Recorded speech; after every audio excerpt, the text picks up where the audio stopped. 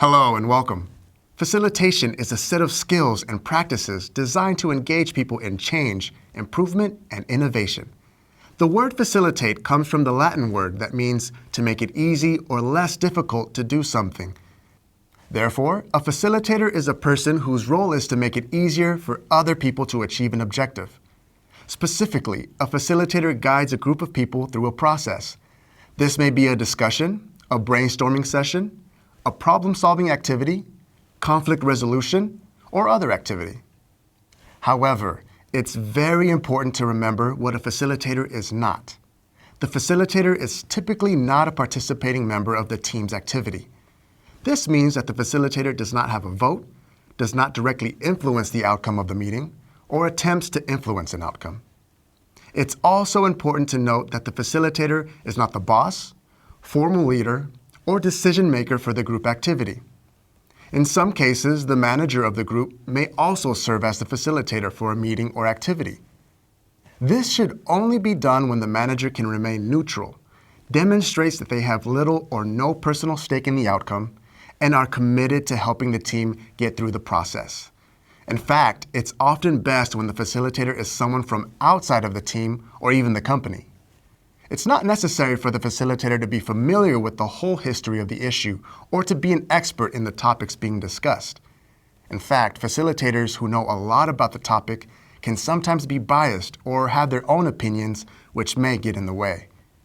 The facilitator is also not expected to bring any solutions to the meeting. Instead, an effective facilitator makes it easier for the team to work through the issues and arrive at solutions by guiding people through a process of collaboration. This does require facilitators to have a basic familiarity with the issues they will be facilitating. This is important so that the facilitator doesn't feel intimidated by technical discussions or hold the team back trying to keep up. Now, let's briefly review the skills and competencies of a successful facilitator. Effective facilitation requires that we develop 7 fundamental skills. These start with being well prepared and creating an agenda to follow through the process. These are the first 2 skills. During the activity, a facilitator must know how to engage all participants and encourage contribution from everyone. This is the 3rd skill. The 4th, 5th, and 6th skills are active listening, maintaining focus, and getting discussions back on track and keeping the process moving on time. While facilitators must guide the team through the agenda and discussion or problem-solving process, this is not enough.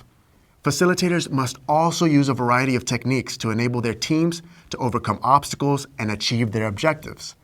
This is the 7th skill.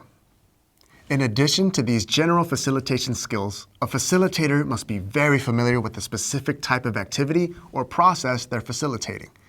For example, a facilitator who is experienced in one type of activity, such as a quarterly half-day strategic plan review, may not know the ins and outs of how to facilitate a 5-day rapid improvement workshop.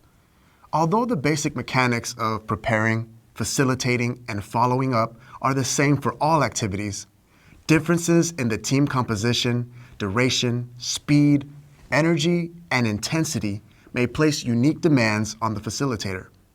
The best way to become familiar with the new process or activity type is by participating as a team member, observing other facilitators in action, and reviewing facilitation tips specific to it.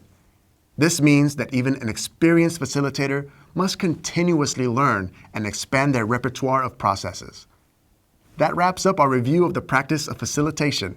We'll see you soon.